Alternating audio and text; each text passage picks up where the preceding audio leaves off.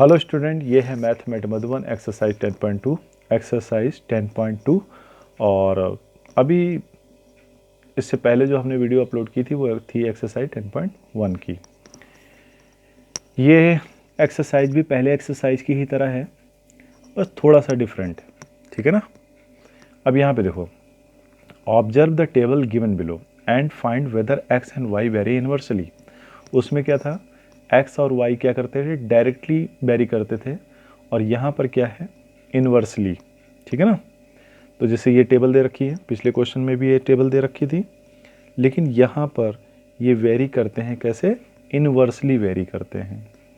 तो इसमें अंतर क्या है, इसमें अंतर ये है कि बेटा एक्स और वाई की मल्टीप्लाई हमेशा सेम आनी चाहिए, यानी 6 into 24 is equal to 3 into 48 is equal to 36 into 4 is equal to 72 into 2। ये आपस में इनका मल्टीप्लिकेशन सेम आना चाहिए, ठीक। देख भी सकते हो एक्स वाई की मल्टीप्लाई किसके बराबर होगी, 6 इंटू 24 के। ये मल्टीप्लाई किसके बराबर होगी, सब में एरो लगाते चले गए, मतलब इक्वल टू का साइन, ये बराबर होगा इसके, ये बराबर होगा इसके, ये बराबर होगा इसके। मल्टीप्लाई कर लो सबको, तो इसकी मल्टीप्लाई भी 144, इसकी भी 144, इसकी भी 144, इसकी भी 144, ठीक है बेटा। तो इसका क्या मतलब हुआ, इसका मतलब हुआ कि ये x और y आपस में इन्वर्सली वेरी करते हैं, ठीक है। इसी तरीके से सेकंड क्वेश्चन देखो, ये भी टेबल दे रखा है। यहाँ पर भी हम क्या करेंगे, इसकी मल्टीप्लाई, इसकी मल्टीप्लाई, इसकी मल्टीप्लाई, इसकी मल्टीप्लाई, सबकी मल्टीप्लाई कैसी आनी चाहिए, सेम आनी चाहिए। तो हमने लिख लिया, ठीक। 70 इंटू 4 और ये 52.5 इंटू 3 और ये ऐसे लिख लिया। जब हमने इसकी मल्टीप्लाई की तो देखा इसका 280 आ रहा, इसका कितना आ रहा 157.5, इसका कितना आ रहा 2117.5 और इसका कितना आ रहा 3720, यानी किसी का भी इक्वल नहीं आ रहा। तो इसीलिए हमने क्रॉस बना दिया, ये इक्वल टू के साइन को कट कर दिया।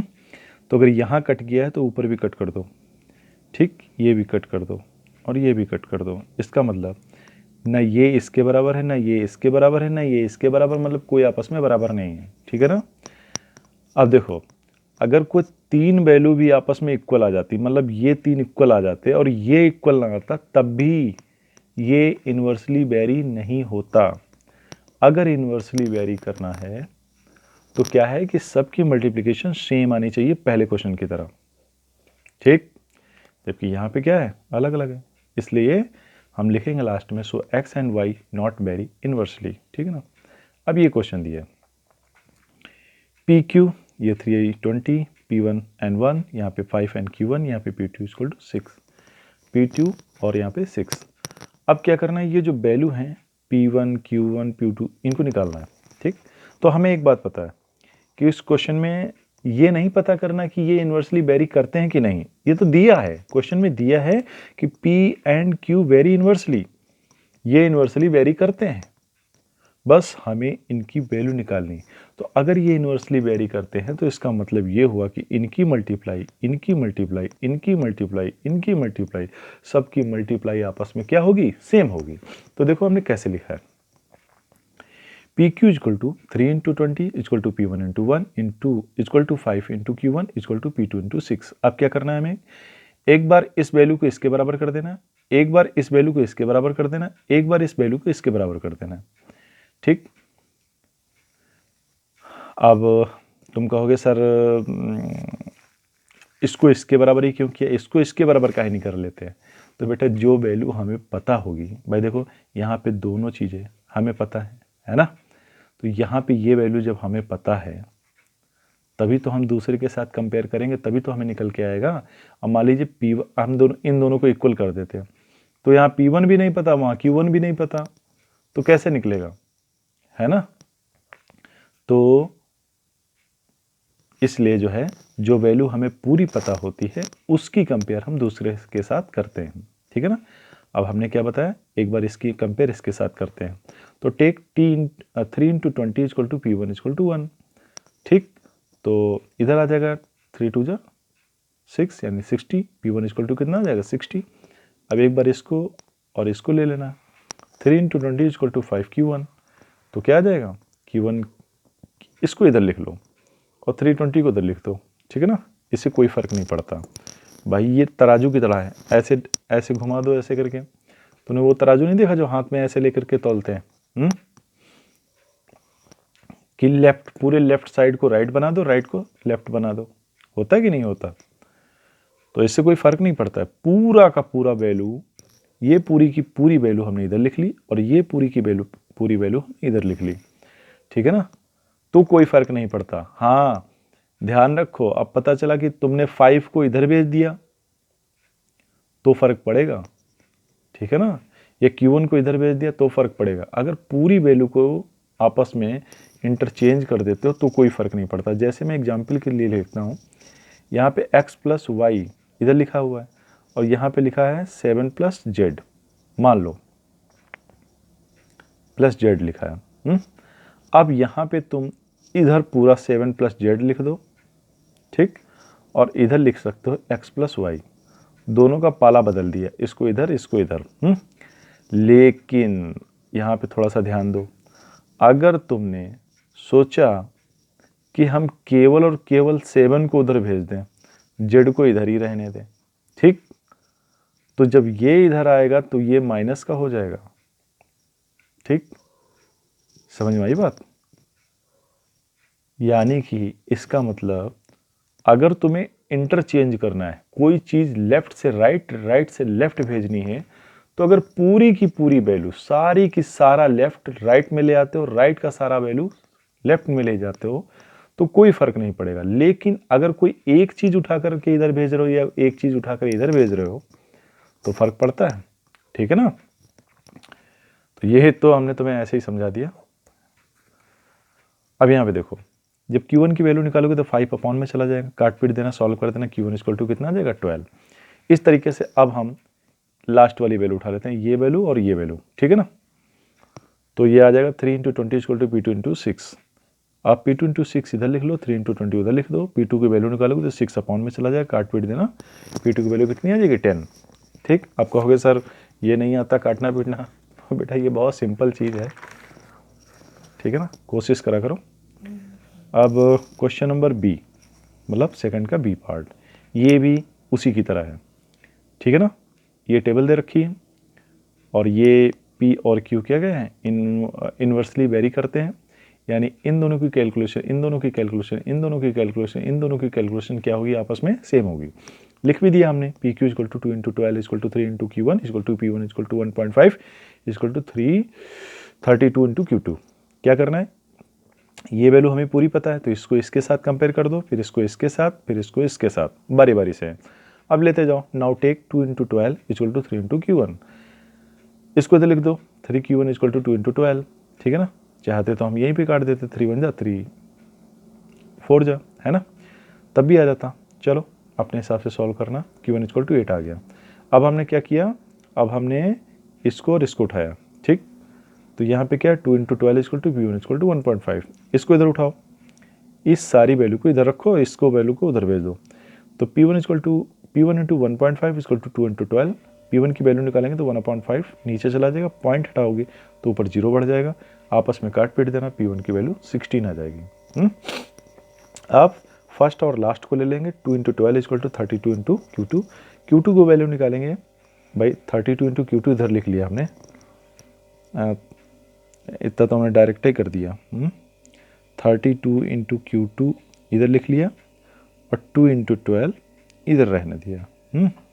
अब जब Q2 को वैल्यू निकालोगे तो 13 अपॉन में चला जाएगा, काट पीट देना, सॉल्व कर देना, Q2 की वैल्यू 0.75 आ जाएगी, या तो 3/4 भी रख सकते हो, जैसा पीछे दिया हो आंसर भी वैसे ही करना, ठीक है। अब यहाँ से स्टार्ट होता है क्वेश्चन नंबर 3। एक क्वेश्चन उसमें भी ऐसे ही था, इसमें भी ऐसे ही दिया है, कह रहे हैं कि x varies inversely as y cube, ठीक है ना। तो हमने एक टेबल बनाई, उसमें यहाँ पे x रखा, यहाँ पे y क्यूब रखा, x और y क्यूब क्या करते हैं, आपस में वेरी करते हैं। अब कह रहे हैं इफ़ x इज 16, यानी कि यहाँ पे क्या डाल दिया 16, तो y की वैल्यू कितनी आ रही 4। फिर कह रहे हैं कि अगर y की वैल्यू 2 है तो बताओ x की वैल्यू क्या होगी। यहाँ पे हमने क्या लिख दिया x।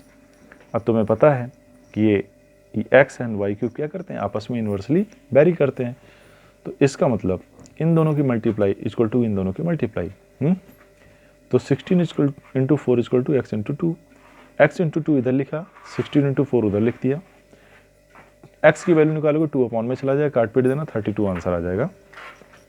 अब ये क्वेश्चन नंबर 4 है। क्वेश्चन नंबर 4 एक बार देख लो कैसा दिया हुआ है, मैं पढ़ूंगा नहीं क्योंकि वीडियो ऑलरेडी 10 मिनट का हो गया है, मैं डायरेक्ट समझा रहा हूं।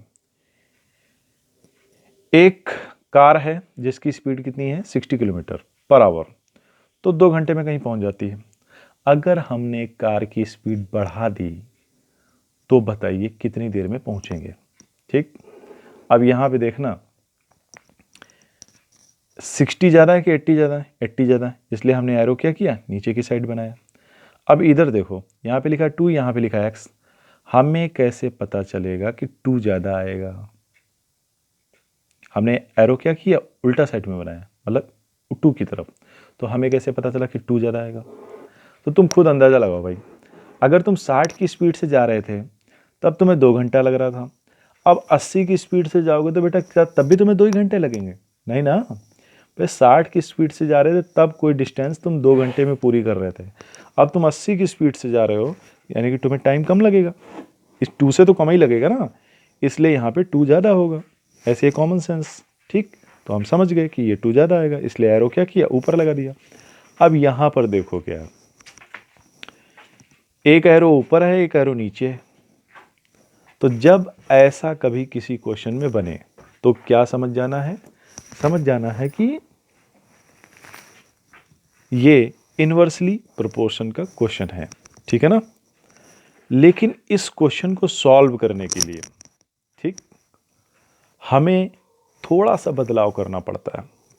कैसे बेटा, जब दोनों रेशियो एक साइड में हों, ठीक, तो हम यही वैल्यू उठा करके और ये वैल्यू उठा करके आपस में इक्वल का साइन लगा देते थे।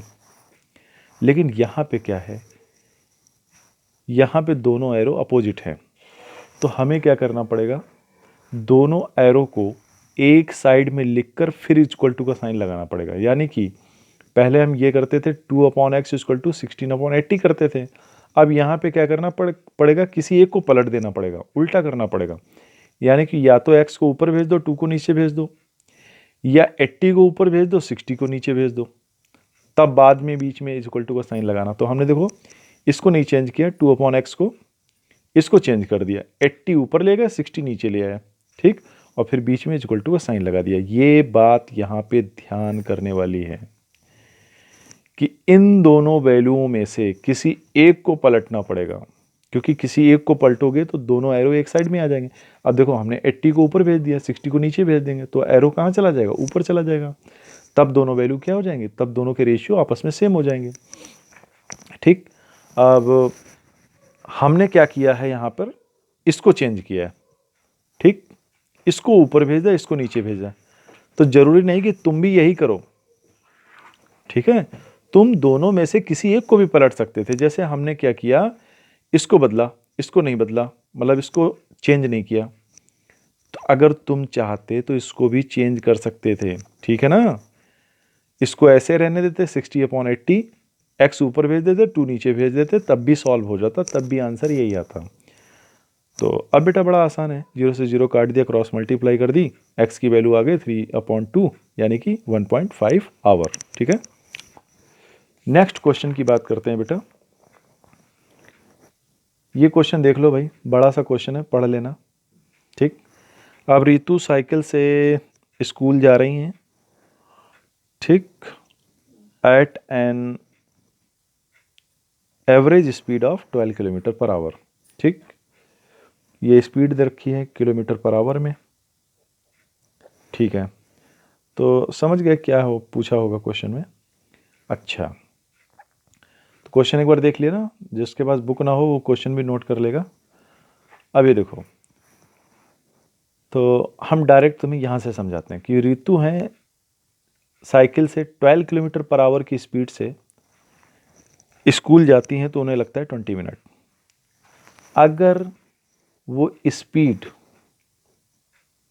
अगर वो 15 मिनट में पहुंचना चाहती हैं स्कूल, तो पहले कितने मिनट में? 20 मिनट में पहुंचती हैं स्कूल, जब स्पीड होती है 12 किलोमीटर पर आवर से। अब स्कूल जाना चाहती हैं 15 मिनट में, ठीक, जल्दी स्कूल जाना चाहती हैं, तो स्पीड क्या होगी? बढ़ानी पड़ेगी। बढ़ानी पड़ेगी कि नहीं बढ़ानी पड़ेगी? तो देखो बेटे, यहाँ पे 20 और 15 में कौन ज़्यादा है? 20 ज़्यादा, ऊपर एरो लगा दिया। यहाँ पे 12 और x में कौन ज़्यादा होगा? x ज़्यादा होगा। क्यों? कैसे पता लगा? भाई 20 मिनट में जब 12 की स्पीड से जाती थी, 12 की स्पीड से जाती थी, तो 20 मिनट लगते थे। अब तो उन्हें पहुंचना है 15 मिनट में, 15 मिनट में, तो भाई स्पीड बढ़ानी पड़ेगी ना। तो यानी कि x की वैल्यू क्या आएगी? ज़्यादा आएगी 12 से, इसलिए हमने एरो नीचे लगाया। फिर से वही बात। अब देखो इस क्वेश्चन में हमने क्या किया? पहले इसको चेंज कर दिया है ना, x को ऊपर 12 को नीचे भेज दिया, ठीक, और इधर वाली वैल्यू सेम रखी और बीच में इक्वल टू का साइन लगा दिया। तो यानी कि x/12 इक्वल टू 20/15। आपस में काट पीट दो, क्रॉस मल्टीप्लाई कर दो, x इक्वल टू आ जाएगा 16 किलोमीटर पर आवर। ठीक है। क्वेश्चन नंबर 6 देखो, ए फार्मर है, किसान है, तो उनके पास अपने जानवरों के लिए, ठीक, 20 जानवर हैं, उनके लिए 6 डेज का खाना है, ठीक। तो कह रहे हैं कि how long would the food last if there was 10 more animal in इस कैस्टल। ठीक है ना। कहने का मतलब ये है, अगर पहले उनके पास 20 जानवर थे तो उनको खिलाने के लिए उनके पास केवल 6 दिन का चारा था। ठीक है ना। यहाँ पे लिखा नंबर ऑफ एनिमल, यहाँ पे डेज। पहले 20 जानवर थे, अब क्या है? 6 दिन का खाना था। अब इसमें क्या है? 10 मोर प्लस 10 है ना, इसमें 10 और बढ़ गए, यानी टोटल कितने हो गए? 30। तो अब वो चारा कितने दिन में खत्म हो जाएगा?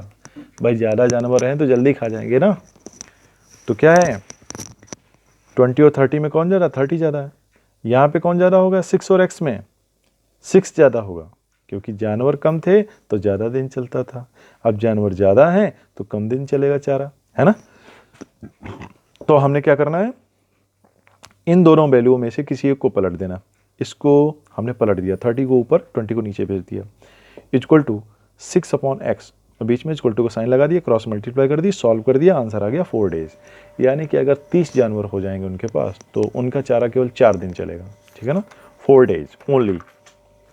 अब हम बात करते हैं क्वेश्चन नंबर 7 की। If 20 sheep can graze a field in 30 days, 20 भेड़े किसी फील्ड को 30 दिन में चट कर डालती हैं, तो how many sheep will graze the same field in 15 days. तो अगर जो है हमें वही मैदान, ठीक, हम ये चाहते हैं कि 15 दिन में चर जाएं, खा जाएं, ठीक, तो कितनी भेड़ें चाहिए? ठीक है ना। तो यहाँ पे लिखेंगे नंबर ऑफ शीप और नंबर ऑफ डेज। 20 भेड़ें किसी मैदान को 30 दिन में साफ कर देती थी, अब हमें चाहिए कि वो मैदान केवल 15 दिन में साफ हो जाए, ठीक। तो भैया कितनी भेड़ें चाहिए? यहाँ पे लिख लिया x, ठीक है ना। Let required number of sheep equal to x, ये लाइन लिखनी चाहिए, हम नहीं लिखते हैं, डायरेक्ट करने लगते हैं, ठीक है। तो तुम्हें पता है भाई 15 और 30 में कौन ज़्यादा? 30, तो ऊपर एरो। 20 और x में कौन ज़्यादा होगा? x ज़्यादा होगा। कैसे पता लगा? इधर से कि 30 भेड़ें थी तब 20 दिन में चरती थी। अब वही चीज़ें हमें, वही चीज़ जो खेत है 15 दिन में साफ करवाना है, तो हमें ज़्यादा भेड़ें चाहिए, है ना। तो हमने क्या करना है, इन दोनों में से किसी एक को पलट देना। तो x को ऊपर भेज दिया, 20 को नीचे भेज दिया, इधर ऐसे लिखा रहने दिया, सॉल्व कर दिया, क्रॉस मल्टीप्लाई करके x इक्वल टू आ गया 40 शीप, यानी कि 40 भेड़ें। अब देखो question number 8। It take 3 chef 120 minute to cook food for a definite number of guest. मतलब किसी होटल की बात हो रही होगी जहाँ पे शेफ लोग काम करते हैं। तो जो मेहमान हैं, ठीक, जितने भी मेहमान हैं उन लोगों को, ठीक, खाना बना करके देने में 160 मिनट का टाइम लगता है, ठीक। आगे सुनो, if the food is to be cooked in 90 minute, अगर वो खाना, ठीक, हमें केवल 90 मिनट में चाहिए। पहले कितना समय लेते थे 3 शेफ मिलके, 120 मिनट, लेकिन अब हमें वही खाना 90 मिनट में चाहिए। तो भैया कितने, how many more chef are needed, कितने शेफ हमें चाहिए, और चाहिए पूछा है, ठीक है ना। तो नंबर ऑफ शेफ, 3 शेफ मिलके के 120 मिनट में खाना पकाते थे, अब हमें वही खाना चाहिए 90 मिनट में, तो कितने शेफ चाहिए, जाहिर सी बात ज़्यादा चाहिए। तो यहाँ पे क्या लिखना है, नाउ, ये थोड़ा सा गलत हो गया तो इधर लिख लिया, नाउ किसी एक को पलट दो, x को ऊपर 3 को नीचे, तो x/3 इक्वल टू 120/9 t, 0 से 0 कट कर दिया, x/3 equal to 12/9, cross multiply कर दिया, सॉल्व कर दिया, x इक्वल टू 4। यानी कि अब हमें 4 शेफ चाहिए। तो उन्होंने क्वेश्चन में पूछा था how many more chef are needed, तो पहले कितने थे, 3 थे, अब कितने हैं, 4। तो उन्होंने पूछा कितने और ज़्यादा चाहिए, तो हमें एक ही ज़्यादा चाहिए ना, 3 तो पहले से हैं। ये तो टोटल नंबर दिखा रहा है, टोटल नंबर दिखा रहा है शेफ का कि 4 है। तो number of more chef required, number of more chef equal to 4 - 3, बोले तो 1। एक और ज़्यादा चाहिए, बस एक शेफ और मंगा लो, वही जो खाना 190 मिनट में पकता था, 120 मिनट में पकता था, अब 90 मिनट में ये लोग दे डालेंगे। ठीक है ना, बात समझ में आ रही। क्वेश्चन नंबर 9 देखो, if 45 men can do a piece of work in 19 days, 45 आदमी किसी काम को 49 दिन में कर डालते हैं, 49 डेज में, in how many days will 35 men do it, वही काम 35 लोग मिलकर के कितने दिनों में करेंगे।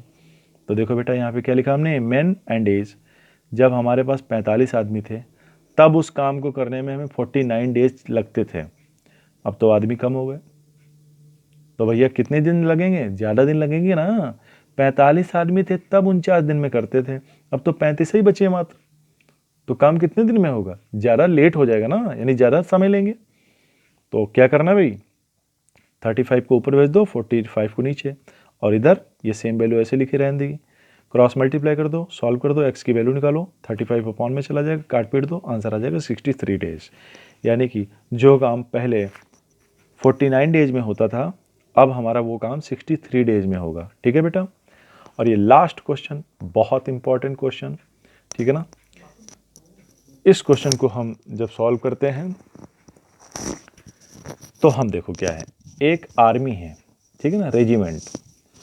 तो आर्मी में जो होता है ना, रेजिमेंट बने होते हैं, जैसे अपने स्कूल में समझ लो, ठीक है ना, अपने स्कूल में जैसे हर क्लासें बनी होती हैं, जैसे ये 8th क्लास है तो 8th क्लास के कितने सेक्शन है, 4 सेक्शन है, ABCD, है ना।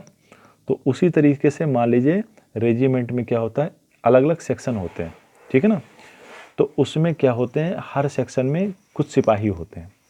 तो ये जो रेजिमेंट है इसमें क्या है, 300 लोग हैं, है ना, 300 सोल्जर्स हैं। तो उनके लिए खाने का जो सामान है वो 80 दिन का है, 80 डेज का, ठीक। अब ये 300 लोग 10 दिन तक आराम से खा लिए, 10 दिन के बाद 50 सोल्जर्स जो हैं काम से कहीं बाहर चले जाते हैं, move out of the regiment, उस रेजिमेंट से बाहर चले जाते हैं, ठीक है ना। तो ये बताइए कि अब वो खाना, राशन होता ना, राशन जो है वो कितने दिन चलेगा, ये पूछ रहे हैं। और यहाँ पर इस क्वेश्चन को सॉल्व करते समय तुम ये मत कर देना कि 300 था, बाद में यहाँ पे 80 लिख दिया, फिर जब 50 चले गए तो बचे कितने 250, और यहाँ पे x करके सॉल्व करने बैठ गए, तो कभी भी आंसर नहीं आएगा। ठीक है, कुछ ऐसे सोचो, जैसे 300 लोग थे, 10 दिन तक तो रुके ना, तो आज मान लीजिए 10वां दिन है, आज 10th डे है, ठीक है ना। तो आज से अगर काउंट करें तो वो राशन कितने दिन का बचा है, केवल और केवल 70 दिन का, क्योंकि 10 दिन तो साथ में रहे ना सब लोग। और टोटल अगर वो 300 लोग पूरे के पूरे 80 दिन रहते, ठीक है ना, तो वो खाना ख़त्म हो जाता। लेकिन 302 लोग केवल 10 दिन साथ रहे हैं, है ना। तो अब देखा जाए आज 10वां दिन है मान लीजिए, तो अब अगर 300 लोग कहीं नहीं जाते, 300 लोगों में से कोई भी नहीं जाता, तो राशन कितने दिन के लिए बचा है? 70 दिन के लिए, ओनली 70 डेज, ठीक है ना, आज से। तो आज क्या हुआ कि 50 सोल्जर्स बाहर चले गए, ठीक है ना। तो आज के हिसाब से देखा जाएगा कि 300 सोल्जर हैं, जब बचे तब खाना 70 दिन का होता। मतलब 10 दिन के बाद अगर 300 सोल्जर रह जाते, 300 के 300, क्योंकि 10 दिन तो गुजर गए ना, तो कितना बचता? 70। अब यहाँ से 50 सोल्जर कम हो गए हैं आज से, ठीक। तो खाना कितने दिन चलेगा? ठीक है बेटा, तो यहाँ पे 300 ज़्यादा है, 300 ऊपर 250 नीचे, 70 ऊपर x नीचे, ठीक है ना। तो ये बड़ा है, यहाँ पर ये बड़ा होगा। तो हमें क्या करना है, किसी एक वैल्यू को पलट लेना है। तो इसको हमने नहीं पलटा, इसको पलट दिया, 300 अपॉन 250, ठीक है ना, x अपॉन 70, काट पीट दिया, ठीक है ना। एक जीरो से एक जीरो काट दिया, फिर इधर आपस में काट पीट दिया, तो इधर बचा 12 upon 1 equal to x upon 7, cross multiply कर दो, x इक्वल टू 84 आ जाएगा, ठीक है बेटा। तो ये रही एक्सरसाइज तुम्हारी 10.2 कंप्लीट हुई, ठीक है बेटा। और ये क्वेश्चन बहुत इंपॉर्टेंट है, अगर इस क्वेश्चन में तुमने ज़रा सी भी लापरवाही की तो ये क्वेश्चन तुमसे सॉल्व नहीं होगा। ओके बेटा।